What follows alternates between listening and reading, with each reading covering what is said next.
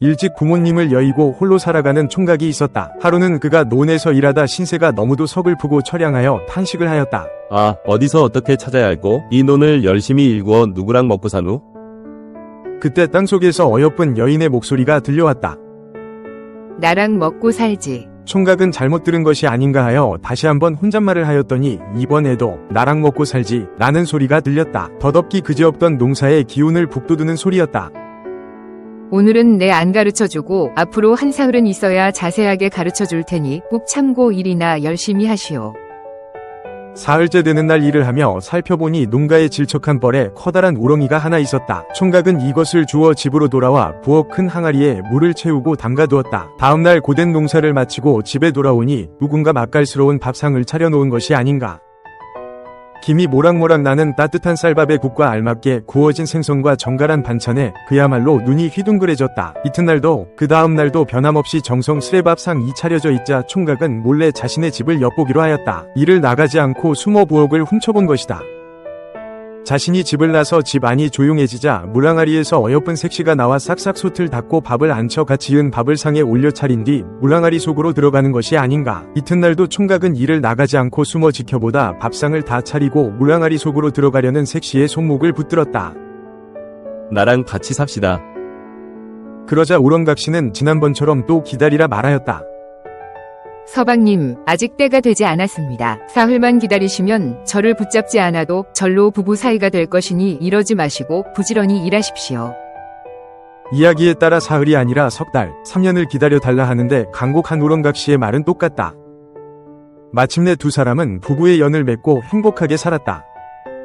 정말 소중한 것을 얻으려면 호기심을 억누르고 묵묵히 자신의 일을 하며 기다려야 한다는 진리를 전해주는 이야기다. 우렁각시 또한 조그마한 우렁이에서 여신으로 거듭나기 위해 쑥과 마늘만 먹고 동굴에서 수련을 하여 사람이 된 웅녀처럼 기다림의 시간이 필요하다. 하지만 우리들이 아는 이야기는 여기서 끝이 아니다.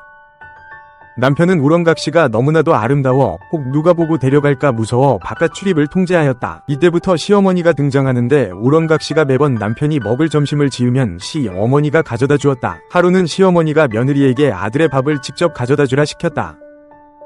이야기에 따라 배가 아프다고 꾀병을 내어서 며느리가 혼자만 맛있는 것을 먹는다 생각해서 등등 서로 다르지만 시어머니가 며느리를 탐탁치 않게 여기는 것은 똑같다. 아무튼 시어머니는 아들이 말한 것을 어기고 며느리를 들로 내보냈다. 때문에 가난한 총각이 절세미인을 아내로 얻어 행복하게 산다는 소문이 파다하게 퍼졌고 고을운님이 우렁각시에게 눈독을 들였다. 아, 못난 저놈에게 너무나 과분한 여인이다.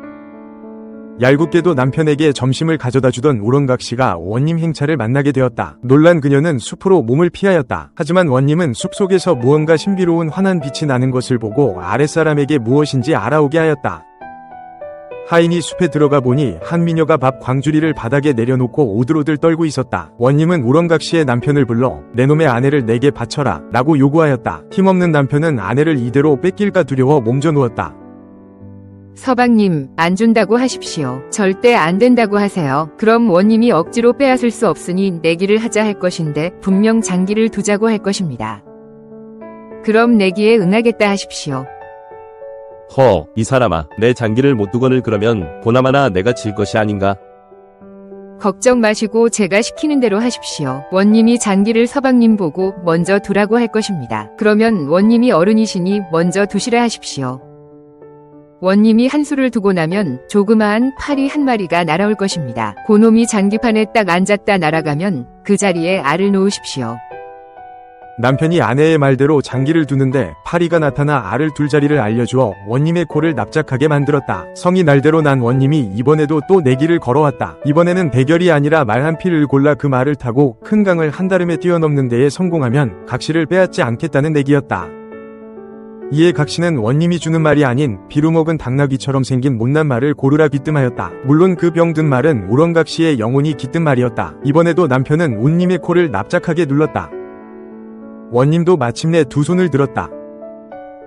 내가 졌다. 졌어. 둘이 잘 먹고 잘 살아라. 다른 이야기에서는 우렁각 씨는 원님에게 잡혀가고 집으로 돌아온 남편은 아내가 사라진 것을 보고 자초지종을 알게 되어 어머니를 원망하며 울부짖다 그만 그 자리에서 죽고 만 것으로 되어 있다. 남편은 죽어 새가 되어 관하로가 울어대는데 원님은 그 소리가 너무나 거슬려 잡아 죽였다. 결국 우렁각 씨도 남편을 따라 죽고 말았다는 이야기이다. 우렁각 씨 이야기는 현대인 사이에 남아 누구인지 알 수 없는 사람이 선행을 하였을 때 우렁각 씨가 다녀갔다라는 말로 표현되기도 한다. 또한 우렁각 씨 이야기에는 성적 심상이 노골적이고 선명하게 나타난다. 입에서 입으로 전해지는 굽이 설화의 속성을 볼 때 자세한 것은 생략되거나 변이된다. 구비문학대계 우렁각 씨 이야기의 줄기로 조개각 씨가 있다는 것을 볼 때 우렁이와 조개는 여성 성기의 상징임을 알 수 있다. 이야기의 진행 방식과 주요 갈등 요인에도 선정적인 심상이 나타난다. 어느 날 갑자기 나타난 아름답고 어리고 마음씨 고운 우렁각 씨와 늑수그레한 총각의 성적 결합은 여성을 바라보는 남성의 욕망이 어떤지를 보여준다. 지극히 남성의 입장에서 만든 근사한 환상인 것이다. 말 그대로 환상 속의 그대이다. 우렁각 씨는 총각에 누구랑 먹고 사누? 라는 물음에 나랑 먹고 살지 라고 호응하며 주체적으로 그를 선택한다. 홀로 사는 노총각에게 어느 날 갑자기 미인이 나타나 결연하는 진행 방식에는 성적 흥분이 가득하다. 이런 우렁각 씨를 권력자인 운님이 빼앗으려 한다. 이 행동은 아리따운 여성을 빼앗으려는 것뿐만 아니라 백성의 삶을 빼앗으려는 것으로 볼 수 있다.